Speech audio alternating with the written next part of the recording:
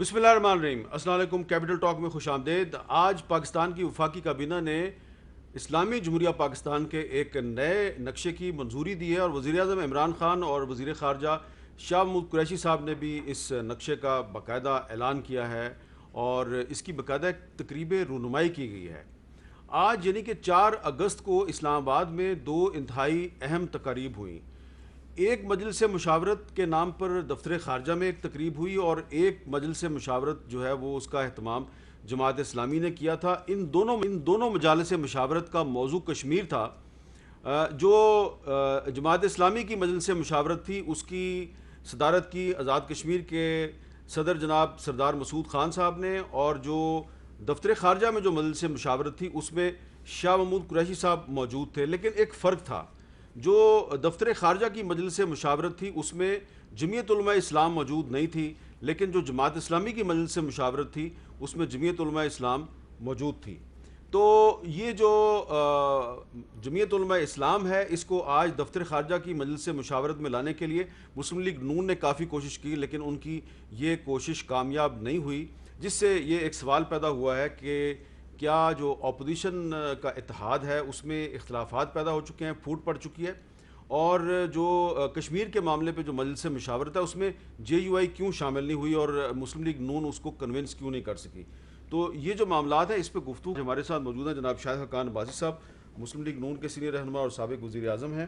شاہد صاحب، سب سے پہلے تو یہ بتائیں کہ آپ بھی پاکستان کے سابق وزیر اعظم ہیں، یہ جو آج وزیر اعظم عمران خان صاحب نے پاکستان کے ایک نئے سیاسی نقشے کا اعلان کیا ہے، آپ اس کو ایک احسن اقدام سمجھتے ہیں؟ یہ سیاسی نقشہ نہیں ہے، جغرافیائی نقشہ ہے۔ ہم نے اپنے نقشے کو بدلا ہے۔ یہ مقبوضہ کشمیر پہلے بھی پاکستان کے نقشے میں شامل ہوتا تھا، اس میں لکھا ہوتا تھا کہ یہ ڈسپیوٹڈ ٹیریٹری ہے، اس کا فیصلہ جو ہے وہ یو این ریزولوشن کے مطابق ہوگا۔ تو کیا میرا سوال ہے کہ کیا اب ہم ہٹ گئے ہیں یو این ریزولوشن سے؟ کیونکہ ہمارا تو سارا موقف جو کشمیر پہ ہے وہ 1948 کی یو این ریزولوشن پہ قائم ہے۔ تو میری یہ سمجھانا پڑے گا پرائم منسٹر صاحب کو کہ مقصد کیا ہے۔ یہ جو وزیر اعظم صاحب نے آج بات کیا، تھوڑا سا اس کا ایک کلپ سن لیتے ہیں، کیا کہا انہوں نے۔ آج پاکستان کا تاریخی دن ہے۔ آج ہم پاکستان کا نیا پولیٹیکل میپ دنیا کے سامنے لے کے آ رہے ہیں۔ پاکستان کی کیبنٹ نے، کشمیری لیڈرشپ نے اور ساری اپوزیشن کی لیڈرشپ نے بھی اس نئے نقشے کی تائید کی ہے۔ یہ سب سے پہلے پاکستانی قوم کی امنگوں کی ترجمانی کرتا ہے، اس کے بعد یہ پاکستان اور کشمیر کے لوگوں کا جو اصولی موقف ہے اس کی تائید کرتا ہے۔ وزیر اعظم صاحب کہہ رہے ہیں کہ یہ پوری پاکستانی قوم کا اتفاق ہے اس پہ۔ میں معذرت اختلاف کروں گا۔ شکر اپوزیشن کا نام تو لیا انہوں نے، پہلی دفعہ ان کو اپوزیشن کا نام یاد آیا ہے، اور دھمکیاں ہی دیتے ہیں، اور آج بھی بات خود نہیں کی، اور مجھے نہیں پتا کہ اس میٹنگ میں فورن آفس میں کیا ہوا، کیونکہ وہ تو بتایا گیا تھا ایک بریفنگ دینی ہے، اس کا ایجنڈا یہ تھا۔ تو اگر اس کو یہ مشاورت سمجھتے ہیں نقشے کے لیے، کیونکہ اس میں بڑے پیچیدہ سوال ہیں۔ اس کا مطلب یہ ہے کہ آپ کے ملک کا ایک بڑا حصہ ایک دوسرے ملک کے قبضے میں ہے جی، تو پھر آپ اس کو کیسے چھڑائیں گے؟ یہ آپ پہ لازم ہے کہ اس کو ان سے کریں، آزاد کریں اور اس پر اپنا قبضہ اسٹیبلش کریں۔ تو میں تو کافی ذاتی طور پہ میری جماعت کا موقف یہ نہ سمجھیں۔ یہ احسن اقبال صاحب آپ کی پارٹی کے جنرل سیکرٹری ہیں، ان کا موقف یہ ہے ان کی ٹویٹ میں کہ پاکستان پر کیسے حکمران مسلط ہو گئے ہیں، پاکستان کے نقشے میں مقبوضہ کشمیر ہمیشہ سے شامل رہا ہے، اسکول میں جغرافیہ کی کلاس میں ہمیشہ مقبوضہ کشمیر کے ساتھ پاکستان کا نقشہ بنایا، کچھ کرنے کے قابل نہیں، نقشوں کا ناٹک، سڑکوں کے نام کا ناٹک، کچھ کرنا ہے تو اسلامی سربراہی اجلاس بلاؤ۔ تو آپ کے خیال میں یہ جو کشمیر ہائی وے کو سری نگر ہائی وے بنایا گیا یہ بھی ایک ناٹک ہے؟ اس کو سری نگر ہائی وے رکھ دیں، کیا اس سے کشمیر کے مسئلے کو تقویت ملتی ہے؟ ہائی لائٹ تو ہوگا نا۔ نہیں، ہائی لائٹ تو ہمیشہ ہوا ہے نا۔ ہائی لائٹ کرنے کا طریقہ یہ ہوتا ہے کہ اپنے گھر کو مضبوط کریں، ملک کو یکجا کریں، اور اپنے آپ کو اتنا اسٹرینگتھن کریں کہ دنیا آپ کی بات سنے۔ جو احسن اقبال صاحب نے بات کی اس بڑا وزن ہے کہ آج ہم اسلامی جو او آئی سی ہے اس کے اندر بھی کشمیر کے موقف پر کمزور ہیں۔ تو یہ باتیں پروگرام میں کرنے والی نہیں ہیں، کیونکہ کشمیر ایک ایسا ایشو ہے جس پر پاکستان میں کوئی دو رائے نہیں ہے۔ اب جو وزیر اعظم صاحب نے کام کیا ہے تو بہت سے سوال اٹھتے ہیں اور ان کے جواب شاید ان کے پاس نہ ہوں۔ میں نے 2 سوال آپ کے سامنے رکھ دیے ہیں۔ لیکن آج وزیر اعظم صاحب نے یہ وضاحت کیا ہے کہ پاکستان جو ہے وہ مسئلہ کشمیر کا حل اقوام متحدہ کی قراردادوں کی روشنی میں ہی چاہتا ہے، یہ انہوں نے وضاحت کر دیا ویسے وہاں تو پر۔ پھر آپ نقشے کو کیسے تبدیل کر سکتے ہیں؟ اگر آپ ان ریزولوشن کو قبول کرتے ہیں اور آپ کہتے ہیں نہیں یہ میرے نقشے میں شامل ہے، تو پھر ذرا پرابلم پیدا ہوتے ہیں۔ میں یہ کہہ رہا ہوں 2 بڑے پیچیدہ سوال ہیں کہ یو این ریزولوشن کا کیا ہوگا، اور اگر وہ آپ کے ملک کا حصہ ہے تو اس کو آزاد کرنے کے لیے آپ کیا جدوجہد کریں گے۔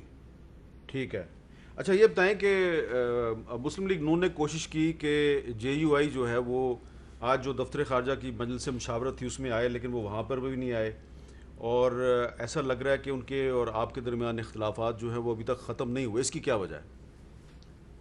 نہیں، اختلافات ایسے پیچیدہ نہیں ہیں۔ جو 2 بل فیٹر کے حوالے سے تھے اس پر کچھ غلط فہمی کی وجہ سے یہ معاملہ پیدا ہوا ہے۔ میں نہیں سمجھتا ہوں کہ وہ پارلیمنٹ سے باہر جائے گا۔ پارلیمنٹ پہ انہوں نے خدشات کا اظہار کیا ہے کہ جو بل پاس ہوتے ہیں شاید ان میں ان کی مشاورت شامل نہیں ہوتی، تو ہم کوشش کریں گے مشاورت شامل ہو، لیکن انشاءاللہ APC بھی ہوگی اور ایک متفقہ لائحہ اپوزیشن APC ہوگی اور اس میں JUI آئے گی؟ جی انشاءاللہ، ہم پوری امید ہے۔ تو کیا اس کا ایجنڈا کیا ہوگا اس APC کا؟ ایجنڈا اگلا جو ملک میں اپوزیشن کا لائحہ عمل ہے اس کو طے کرنا۔ لیکن دیکھیں نا شاہد صاحب کہ ایک طرف جمعیت علماء اسلام کے ایک نہیں 2-3 لیڈر جو ہیں انہوں نے کہا ہے کہ یہ مسلم لیگ نون اور پیپلز پارٹی یہ اس حکومت کے سہولت کار ہیں، تو آپ ان سے کہیں گے اپنے الفاظ واپس لیں؟ نہیں، یہ ان کا موقف ہو سکتا ہے، اور یہ شروع سے تھا، کیونکہ جب یہ پارلیمنٹ بنی ہے تو اس وقت بھی JUI کا بڑا واضح موقف تھا کہ پارلیمنٹ میں نہ جایا جائے، لیکن PML اور پیپلز پارٹی نے فیصلہ کیا کہ جمہوری عمل کو قائم کرنے کے لیے ہم پارلیمنٹ جائیں گے، اس کا حصہ بنیں گے۔ اب اس میں یقیناً سہولت کار کا لفظ میں تھوڑا سخت سمجھوں گا، لیکن یقیناً اس سے اس عمل کو تقویت ملی جو جمہوری عمل تھا۔ فرینڈلی اپوزیشن کا لفظ کیسا ہے؟ فرینڈلی تو میں نہیں کہوں گا، میں یقیناً کبھی بھی انسان اپنی کارکردگی سے مطمئن نہیں ہوتا، تو اس حوالے سے میں کم از کم میں مطمئن نہیں ہوں، آپ بھی مطمئن نہیں ہیں، اس کو ہم بہتر بنانے کی کوشش کریں گے، کمزوریاں نہیں ہیں۔ یہ ایک آج کل پچھلے کچھ دنوں سے بڑی بحث ہو رہی ہے، مثلا جو لوگ میرے ساتھ یہ بحث کرتے ہیں میں ان سے کہتا ہوں دیکھیں جی شاہد حقان عباسی صاحب اتنا عرصہ جیل میں رہے، کوئی الزام ثابت نہیں ہوا، سعد رفیق صاحب جیل میں رہے، کوئی الزام ثابت نہیں ہوا، احسن اقبال صاحب، بہت سے لوگ ہیں، اسی طرح خورشید شاہ صاحب ابھی تک جیل میں ہیں۔ تو ایک طرف تو آپ کے ساتھی ابھی تک جیلوں میں ہیں اور دوسری طرف آپ کو فرینڈلی اپوزیشن کہا جا رہا ہے، سہولت کار کہا جا رہا ہے، کچھ نہ کچھ تو وجہ ہوگی اس کی۔ نہیں، فرینڈلی کس طرح؟ دیکھیں ہم نے اسمبلی کے اندر بھی ہر کوشش کی ہے، اسمبلی چلتی نہیں ہے، یہ ایک بڑی واضح بات ہے۔ اسمبلی سے باہر جاتے ہیں، پریس کانفرنسز کرتے ہیں، آپ کے پروگرامز میں آتے ہیں اور میٹنگز کرتے ہیں جہاں پر ملک کے اندر جو معاملات ان کو ہائی لائٹ کرتے ہیں، یہی کام اپوزیشن کا ہوتا ہے۔ اپوزیشن کوئی معجزات نہیں کر سکتی، حکومت نہیں چلا سکتی، حکومت تو چلانے والے گورنمنٹ ہی ہوتی ہے۔ تو ہم نے اپنا کام کیا ہے، یقیناً آدمی کبھی بھی اس سے مطمئن نہیں ہوتا، اور انشاءاللہ بہتر بنائیں گے۔ کوئی جو مسلم لیگ نون کے اندر کو بیانیے پہ بحث جو ہے وہ بڑھ گئی ہے، کیونکہ آپ نے پچھلے دنوں پرویز رشید صاحب پر بڑی اوپن تنقید کیا، اس کی کیا ضرورت پیش آئی آپ کو؟ نہیں، میں نے کوئی تنقید نہیں کی، یہ پروگرام کوئی 3 ہفتے پہلے ریکارڈ ہوا تھا۔ اچھا، یہ مجھے پتہ نہیں تھا، میں سمجھے چل چکا ہے۔ اچھا، یہ عید پہ انہوں نے چلا دیا، تو مجھے بھی کل ٹیلی فون آئے، تو بیانیہ کوئی تبدیل نہیں ہوا، جو بیانیہ تھا وہی ہے کہ ملک میں آئین اور قانون کے مطابق حکومت ہو۔ جو پرویز رشید صاحب میرے بڑے بھائی ہیں، میں 40 سال سے ہماری دوستی ہے، تو ان کے بارے میں انہوں نے سوال کیا کہ انہوں نے ووٹ نہیں دیا تھا بل کو، تو میں نے پوچھا کہ وہ موجود تھے؟ انہوں نے کہا ہاں جی موجود تھے سینٹ میں۔ تو میں نے کہا کہ پارلیمانی نظام میں ووٹ ذاتی نہیں ہوتا، پارٹی کی ملکیت ہوتا ہے، جب پارٹی فیصلہ کر دے تو اس سے اختلاف کرنا صحیح بات نہیں ہے، اور اگر آپ نے اختلاف کرنا ہو تو پھر جماعت چھوڑ کے اختلاف کرنا چاہیے۔ یہ ایک اصولی سا موقف جو میں نے بیان کیا، باقی کوئی تنقید رشید صاحب پہ نہیں ہے۔ تو پرویز صاحب سے آپ کی کوئی بات ہوئی ہے ویسے؟ یہ 2 ہفتے پہلے میں نے ان سے کہا تھا کہ کوئی ناراضگی تو نہیں ہے آپ کو؟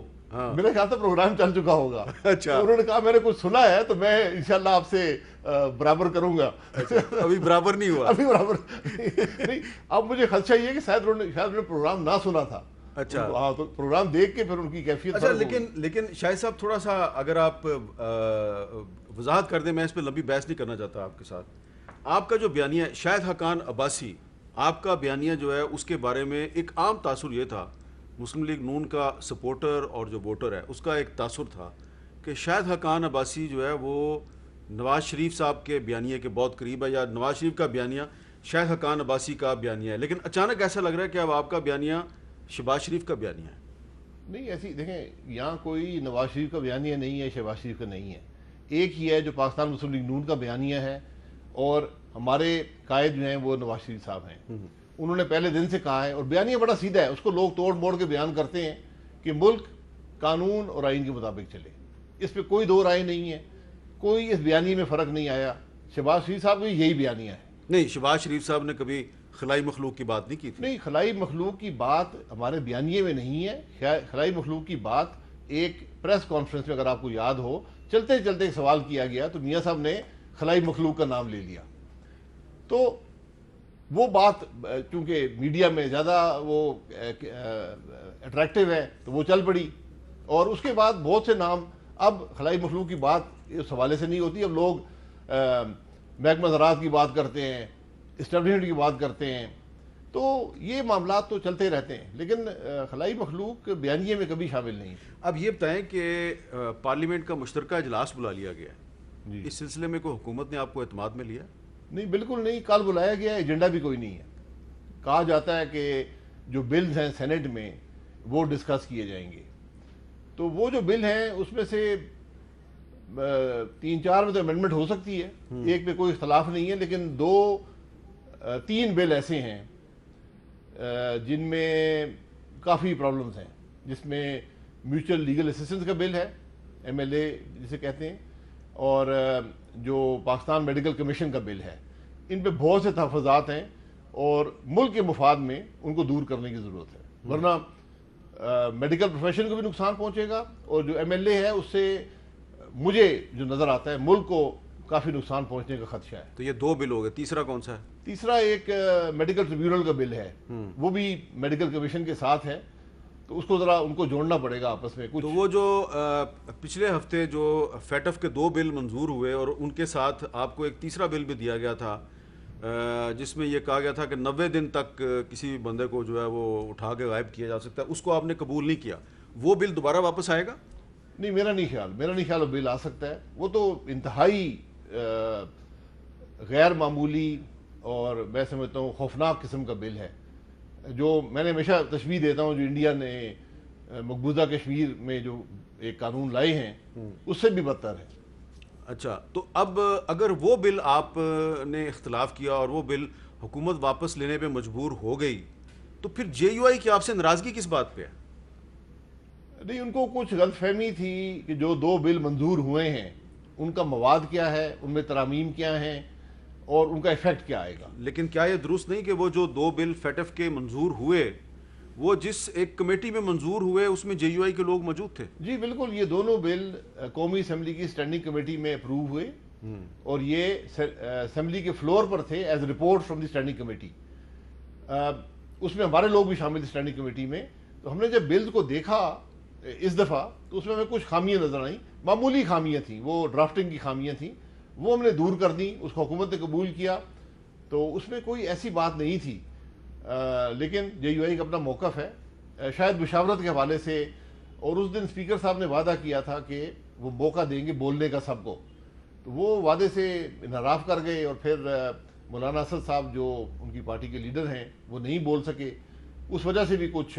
اچھا، آپ نے اسپیکر صاحب کا ذکر کیا، تو شاہدہ اختر علی صاحبہ جو اس کمیٹی میں شامل تھیں جس کمیٹی نے ان بلوں پہ بات چیت اور غور و فکر کرنا تھا، ان کا یہ موقف ہے کہ اسپیکر صاحب نے اپنے گھر پر ایک اجلاس بلایا جس میں آپ کی پارٹی بھی چلی گئی اور پیپلز پارٹی بھی چلی گئی، اور وہ اس کمیٹی کی ممبر تھیں، ان کو وہاں پہ نہیں بلایا گیا اور بتایا تک نہیں گیا. نہیں، اس کمیٹی میں 28 ممبر تھے، یہ ہمارا خیال تھا کہ ایک چھوٹی کمیٹی انفارمل تھی، یہ فارمل نہیں تھی، انفارملی بیٹھ کے ڈسکشن کر لے بلز کے اوپر، تاکہ بڑی کمیٹی میں جو بحث ہو اس میں آسانی ہو. اچھا اس میں کوئی وہاں فیصلے نہیں ہو رہے تھے، فیصلے نہیں ہوئے جی وہ جو کچھ بھی وہاں ہونا تھا اس نے ایک صورت میں. لیکن اگر آپ ان کو بتا دیتے بہت بہتر ہوتا، بہت بہتر ہوتا. یقیناً ہماری طرف یہ خامی رہی ہے، اس میں کوئی شبہ نہیں. اچھا اب یہ بتائیں کہ جس دن یہ بل منظور ہوئے سینٹ میں، اس دن آپ نے جے یو آئی کے جو تینوں سینیٹرز ہیں ان کے ساتھ آپ کی بات ہوئی؟ جی صبح میری ان سے ملاقات ہوئی، آپ نے ان کو بریف انہوں نے کیا؟ اپنے تحفظات کے بیان کیے. میں نے اور ہمارے ایک دو لوگ اور بھی تھے، پروفیسر رشید صاحب بھی وہاں پر تھے، ان کو بیان کیا کہ یہ کیا بل ہیں، اس کے کیا ایفیکٹ آئیں گے، اور مجھے وہ مطمئن نظر آئے. لیکن اس کے بعد جو اس میں پھر ہماری جو پریس کانفرنس تھی اس میں شاہدہ صاحبہ بھی شامل ہوئیں، تقریر بھی کی انہوں نے. لیکن اس کے بعد تحفظات جے یو آئی کی طرف سے آئے ہیں، ہم ان کو انشاءاللہ دور کرنے کی کوشش کریں گے. آپ کی مولانا فضل الرحمان صاحب سے کوئی بات ہوئی، کوئی رابطہ ہوا؟ جی میرا ان سے ایک دن پہلے مولانا اسد صاحب سے بھی میٹنگ ہوئی تھی اسمبلی میں، مولانا فضل الرحمان صاحب سے بات چیت ہوئی فون پر؟ جی فون پہ. ان کو کافی تحفظات تھے بلوں کے حوالے سے، میں نے جو حقائق تھے ان سے ان کو آگاہ کیا، اور میرے خیال میں وہ مطمئن ہی تھے، انہوں نے مزید سوال نہیں کیے.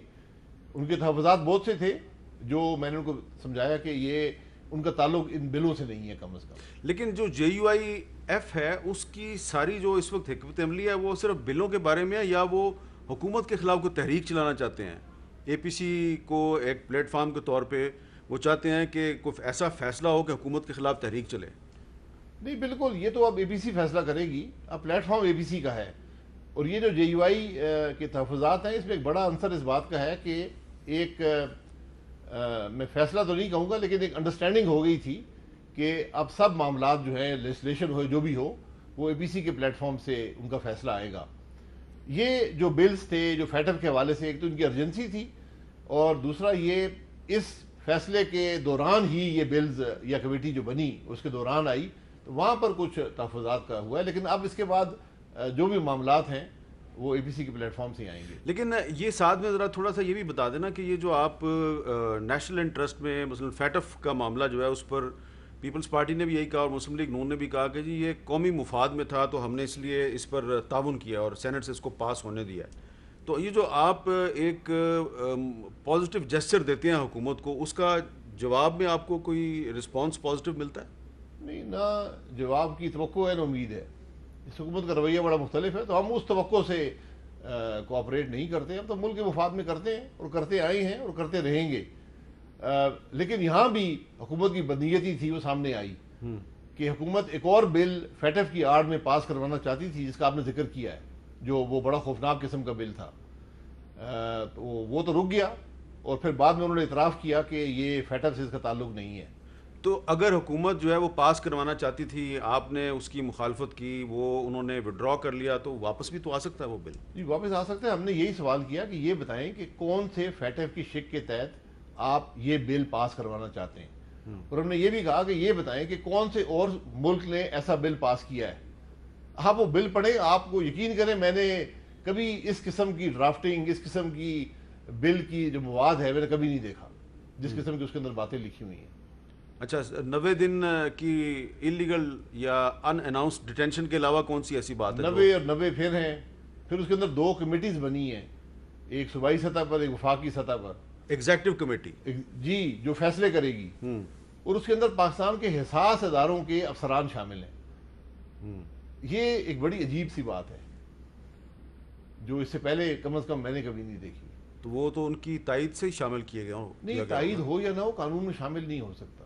اچھا آپ کوآپٹ کر سکتے ہیں ان کی سروسز، لیکن آپ میرا نہیں خیال کہ ان کو کسی قانون میں شامل کر کے یہ کام کر سکتے. اچھا ایک اور ایشو بڑا ہے، میں اس پہ بھی بات کرنی ہے آپ سے، لیکن ایک وقفے کے بعد.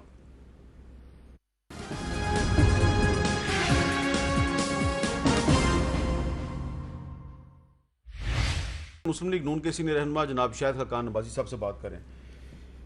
شاہد صاحب، جو آپ کی پچھلے ہفتے حکومت سے جو بات چیت ہوئی تو وہ بات چیت کبھی ٹوٹتی تھی کبھی پھر شروع ہو جاتی تھی. الٹیمیٹلی پھر 2 فیٹف والے بل آپ نے منظور کر لیے، لیکن اس کے بعد بھی جو حکومت کے بہت سے وزراء جو ہیں انہوں نے بڑی بمباغ دوہل یہ بات کی کہ یہ اپوزیشن دراصل ہم سے NRO مانگ رہی تھی، اور اس اپوزیشن نے جو نیب میں تبدیلی کا جو قانون ہے اس کے لیے جو اپنی تجاویز ہمیں دیں وہ دراصل ایک NRO تھا، اور ہم نے جناب ان کو NRO دینے سے انکار کر دیا ہے، اور آپ نے اس کا کوئی جواب ہی نہیں دیا۔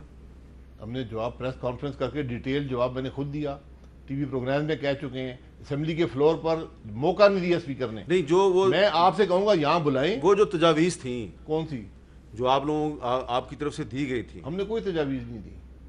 وہ کہتے ہیں انہوں نے 40 تجاویز دی ہیں۔ جھوٹ بولتے ہیں، ان کی کوئی بات بھی جو کہی گئی ہے سچی نہیں ہے، ایک بات بھی میرے سامنے بات کر لینا۔ وہ شہزاد اکبر صاحب نے کہا کہ جی انہوں نے تجاویز دی تھی۔ میں جھوٹ بولنے والے، میں تو ہمیشہ کہتا ہوں لعنت اللہ علی الکاذبین، اچھا بالکل اوپنلی ان کے منہ پہ اچھا، کہتا آپ ہوں۔ مسلم لیگ نون کی بات کر رہے ہیں کہ مسلم لیگ نون نے کوئی تجویز نہیں اس دی؟ میٹنگ میں میں موجود تھا، میں آپ کو میں اگر بیان کر دوں، جی بتائیں۔ نیب کا بل حکومت لے کر آئی، اس نے کہا کہ یہ 4 بل ہم نے پاس کرنے ہیں، جس میں نیب کا بل تھا وہ خوفناک بل تھا، اور 2 جو بل پاس ہوئے، یہ 4 بل تھے۔ یہ آدھے گھنٹے میں 3 بلوں کا فیصلہ ہو گیا۔ ایک کمیٹی تھی جس میں بابر روان صاحب اور حماد اظہر صاحب تھے، 25 منٹ لگے، فیصلہ ہو گیا 3 بلوں کا، یعنی ایک ڈراپ ہو گیا، 2 کی امینڈمنٹس ایگری ہو گئیں۔ اس کے بعد حکومت ایک نیب کا بل لے کر آئی۔ ہم نے کہا بھئی یہ تو بل ہی بڑا غلط ہے، اس کو تو آپ، میں نے ان کو یہ کاغذ بھی واپس دے دیا، میں نے کہا کاغذ بھی اب لے جائیں ورنہ یہ کاغذ ضائع ہو جائے گا۔ تو انہوں نے کہا نہیں، اب ایسا کرتے ہیں کہ بیٹھتے ہیں اور شک بائی شک ڈسکشن کر لیتے ہیں۔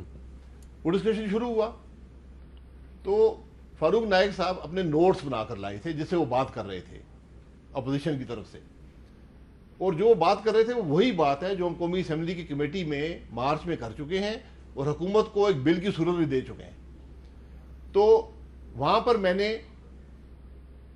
3 وزراء تھے، 2 ایڈوائزر وفاقی وزیر کے عہدے کے، ان کے سامنے میں نے خود کہا، میں نے کہا کہ جو فیٹف کے بل ہے وہ ایک علیحدہ مسئلہ ہے، وہ قومی سلامتی کا مسئلہ ہے، یہ نیب علیحدہ مسئلہ ہے، ان کو ہم لنک نہیں کرتے۔ اچھا، آپ نے کہا ہم لنک نہیں میں نے کرتے؟ یہ الفاظ استعمال کیے، ان کی طرف سے جواب آیا کہ آپ نے بہت بڑی بات کر دی ہے۔ اچھا، میں نے کہا مجھے میری پارٹی کا مینڈیٹ ہے یہ بات کرنے کا، یہ بات وہاں ختم ہوئی۔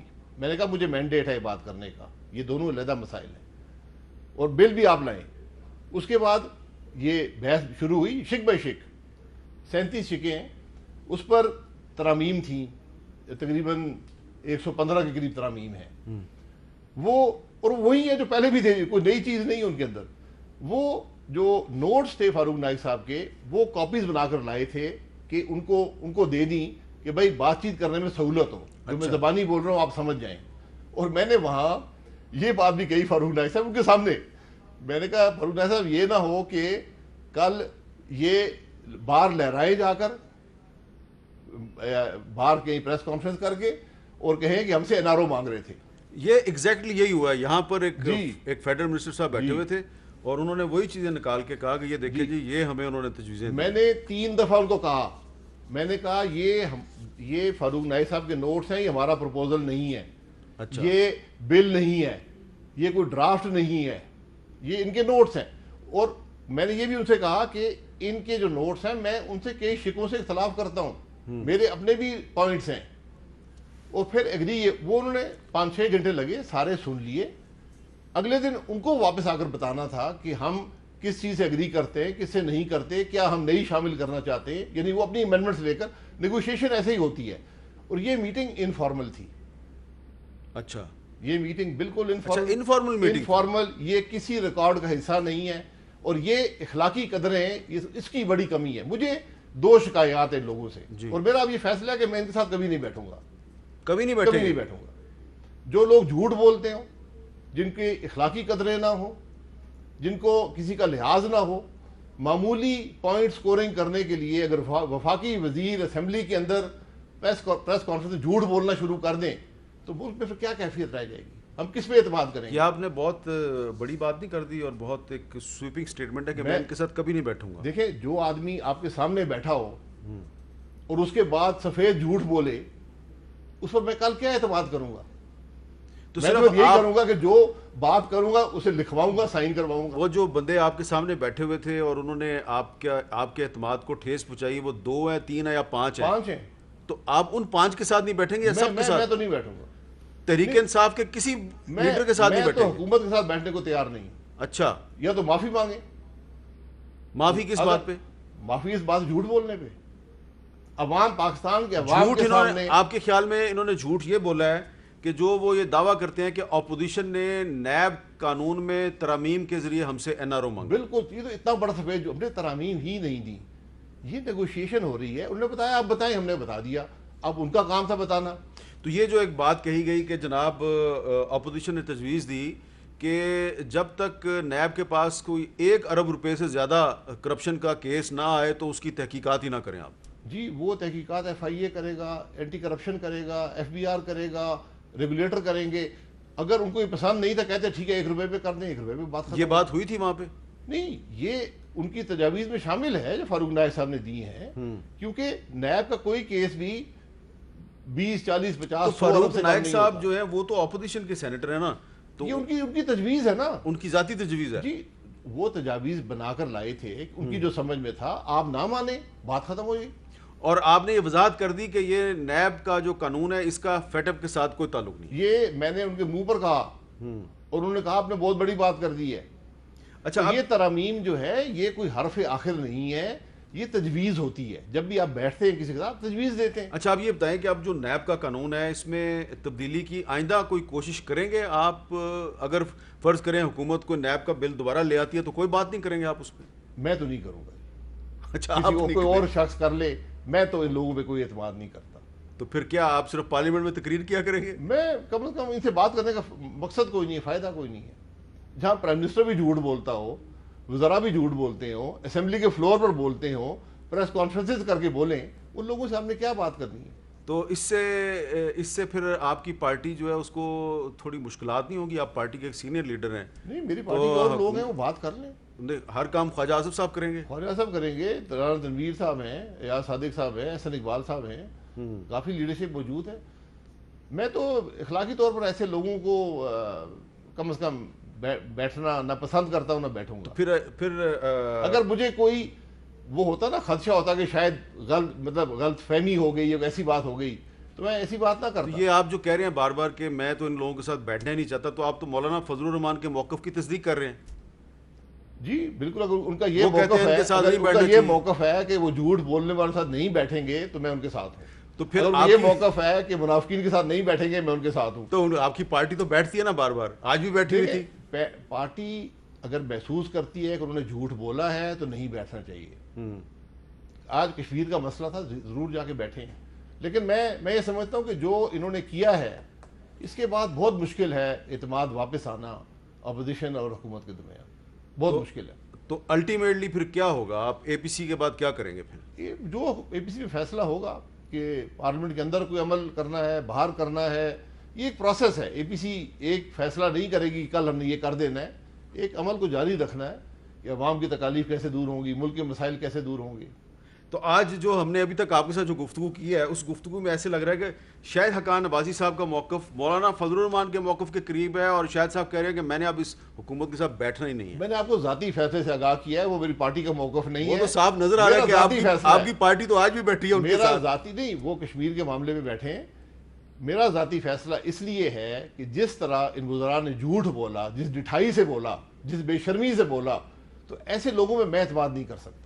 بہت بہت شکریہ شاہد حقان عباسی صاحب. اب ایک وقفہ لیتے ہیں اور وقفے کے بعد ہم بات کریں گے کہ کراچی میں جو این ڈی ایم اے اور ایف ڈبلیو او کی طرف سے کچھ نالے صاف کیے جا رہے ہیں تو اس کا کریڈٹ جو ہے وہ پاکستان تحریک انصاف لے رہی ہے. تو اگر تحریک انصاف یہ کریڈٹ لے رہی ہے تو کیا یہ ایم کیو ایم اور پیپلز پارٹی کی ناکامی نہیں؟ اس پہ بات کریں گے کراچی کے میئر وسیم اختر صاحب سے وقفے کے بعد.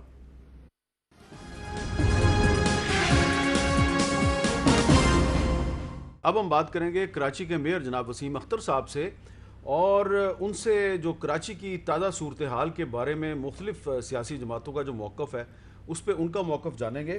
وسیم اختر صاحب بہت شکریہ. یہ بتائیے کہ کراچی میں نالوں کی صفائی کر رہی ہے ایف ڈبلیو او اور اس کا کریڈٹ لے رہے ہیں تحریک انصاف کے فیڈرل منسٹرز اور کچھ ایم این ایز. تو یہ جو اب کریڈٹ کی لڑائی ہے تو کیا اس میں یہ کہنا غلط نہیں ہوگا کہ اگر کراچی کے نالے جو ہیں وہ ایف ڈبلیو او وزیر اعظم عمران خان کے حکم پہ صاف کر رہی ہے تو تو یہ آپ کی یعنی کہ کراچی کی بلدیہ اور سندھ کی صوبائی حکومت دونوں کی ناکامی ہے. حامد بھائی یہ فنکشن نالوں کا کے ایم سی کے پاس ہے. میں نے یہ نالے 2018 جون تک بالکل صاف کرا دیے تھے. اس کے بعد سے کے ایم سی کے پاس فائنینسز نہیں تھے کہ ہم ان نالوں کو صاف کرائیں. جون 2018 کے بعد سے یہ نالے صاف نہیں ہوئے ہیں. این ڈی ایم اے کی ایک وارننگ آئی, اس کے بعد میں نے پریس کانفرنس کی کہ کے ایم سی یہ نالے صاف نہیں کر سکتی, سندھ گورنمنٹ انٹروین کرے, پیسے لگائے اور نالے صاف کرے, بارشیں تیز آ سکتی ہیں. سی ایم صاحب نے ایک میٹنگ کی, اس میں ڈیسیشن لیا کہ ورلڈ بینک کے کچھ پیسے ہیں اس سے ہم یہ نالے صاف کرا سکتے ہیں. وہ نالے ٹائم پہ شروع نہیں ہو سکے, بارش آ گئی. اس کے بعد جو حال ہوا, پرائم منسٹر صاحب نے یہ ایک نوٹس لیا اور ایف ڈبلیو او اور این ڈی ایم اے کو ہدایت کی کہ کراچی جا کے سندھ گورنمنٹ کے ساتھ اور کے ایم سی کے ساتھ مل کے یہ پلان کریں اور یہ نالے صاف کریں. یہ فنکشن تو کے ایم سی کا ہے. میں 4 سال سے یہ بات کہہ رہا ہوں حامد بھائی کہ ہمارے پاس وہ کیپیسٹی نہیں ہے, وہ فنڈز ریسورسز نہیں ہیں کہ ہم نالوں کے علاوہ بھی کوئی کام کر سکیں اور نہ نالے ہم صاف کرا سکتے ہیں. تو جب فیڈرل گورنمنٹ آ گئی ہے بیچ میں اور یہ این ڈی ایم اے اس پہ پیسے خرچ کر رہا ہے اور 3 نالوں پہ, باقی نالوں پہ سندھ گورنمنٹ ہی کر رہی ہے. اچھا, کریڈٹ میں نہیں سمجھتا ٹوٹل نالے کتنے ہیں؟ کریڈٹ تو کے ایم سی کو جاتا ہے. کراچی کے ٹوٹل نالے کتنے ہیں؟ ٹوٹل نالے اباؤٹ بڑے نالے کو 40 بڑے نالے ہیں, 500 کے قریب چھوٹے نالے ہیں. یہ کریڈٹ کے ایم سی کو جاتا ہے جو 4 سال سے آواز بلند کر رہی ہے کہ کراچی کے ایشوز ریزالو کریں. بڑے لوگ بیٹھے ہیں, پرائم منسٹر بیٹھے ہیں. اچھا, اور پرائم منسٹر صاحب نے این ڈی نوٹس ایم لیا اے اور 40 میں سے 3 نالے صاف کر رہی ہے. 38 نالے سندھ گورنمنٹ نے ذمہ داری لی ہے, اس میں سے 3 بڑے نالے این ڈی ایم اے صاف کر رہی ہے. اچھا, اور اس کے ساتھ ساتھ جو یہ ٹیمپریری سلوشن ہے حامد صاحب, یہ ٹیمپریری سلوشن ہے, پرماننٹ سلوشن یہ بھی نہیں ہے. اگر نالے صاف ہونے کے بعد 4 ہفتے بعد اتنا ہی کچرا آ جائے گا اس کے اندر, اتنا ہی سیویج آ جائے گا. جب تک کچرے کا ڈسپوزل بہتر نہیں کرتے, جب تک سیویج کا ڈسپوزل بہتر نہیں کرتے, یہ نالے صاف نہیں ہو سکتے. اچھا, تو میں سمجھتا ہوں آج میری ایک سوال بڑا اہم ہے, وہ یہ ہے جی بولیں کہ این ڈی ایم اے یا ایف ڈبلیو او کے پاس وہ کیا ہے جو آپ کے پاس نہیں ہے؟ فنڈز, فائنینسز اور وہ اتھارٹی. بہت جگہوں پہ نالے انکروچڈ ہیں, ان کو اگر ہم انکروچمنٹ جہاں گھر بن گئے ہیں ان کو ریموو کریں گے تو آپ کو آلٹرنیٹ پلاٹس دینے ہوں گے, ان کو رہائش دینی ہوگی, کمپنسیشن دینا ہوگا. میں یہ کام نہیں کر سکتا. سپریم کورٹ کے کہنے پہ میں نے بہت بڑی انکروچمنٹ ریموو کی ہیں, مگر میں پھنس جاتا ہوں جب نالوں پہ پیٹرول پمپ بن گئے ہیں, نالوں پہ مسجدیں, مدرسے بن گئے ہیں, گھر بن گئے ہیں لوگوں کے. تو این ڈی ایم اے اور کور 5 کی مانیٹرنگ ہوگی, اس میں میں سمجھتا ہوں کوئی اچھے ریزلٹس آ سکتے ہیں, مگر یہ یہاں رکا نہ جائے. مزید 38 نالے ہیں, اس کے علاوہ اور ایریاز ہیں حامد صاحب. پانی نہیں ہے پینے کا اس شہر میں, ٹرانسپورٹ نہیں ہے, سیوریج تباہ ہوا ہے, کچرے کا ڈسپوزل نہیں ہے ہمارے پاس. اچھا, آپ کہہ رہے برے ہیں حال میں ہے. تو جب شروع کیا ہی ہے, آپ کہہ رہے ہیں مستقل سلوشن جو ہے وہ کچرے کا حل ہے, تو کچرے کو مستقل طور پہ اس ایشو کو کیسے حل کیا جائے؟ دیکھیں پہلے کراچی سے کچرا اٹھتا تھا, ایسا نہیں ہے, یہ کوئی راکٹ سائنس نہیں ہے, مگر یہاں 6 ڈسٹرکٹس بنا کے اتنا کنفیوژن کریٹ کر دیا گیا ہے کہ کچرا ڈسپوز آف ہوتا ہی نہیں ہے. آپ کو لینڈ فل سائٹس نہیں ڈھونڈنی ہوں گی, وہ آپ نے کام نہیں کیا. گورنمنٹ آف سندھ کے پاس ہے یہ ذمہ داری. آپ کو یہ آؤٹ سورس کرنا ہوگا کچرے کا, بلک میں, ونس فار آل, بلک میں. ایک ڈسٹرکٹ کا کسی کو دے دیا, ایک ڈسٹرکٹ کا کسی کو دے دیا, ایسے کام نہیں چلے گا. دنیا کچرے سے بجلی بنا رہی ہے, ہم چائنا کو پیسے دے کے کچرے اٹھوا رہے ہیں. تو اگر صحیح طرح پلان کیا جائے, مینیج کیا جائے, یہ مسئلہ حل ہو سکتا ہے. پہلے ہوتا رہا ہے یہ کراچی میں. تو آپ نے جو پچھلے دنوں سندھ حکومت کے ساتھ آپ کی کوآرڈینیشن ہمیں نظر آ رہی ہے, تو اس میں کوئی ہم امید کریں کہ آنے والے دنوں میں کچھ بہتری نظر آئے گی؟ دیکھیں, اگر میں 4 سال سے ہیمرنگ کر رہا ہوں کہ پاکستان کے بڑے لوگ بیٹھے ہیں. کراچی کا مسئلہ نہ سندھ گورنمنٹ حل کر سکتی ہے نہ فیڈرل گورنمنٹ.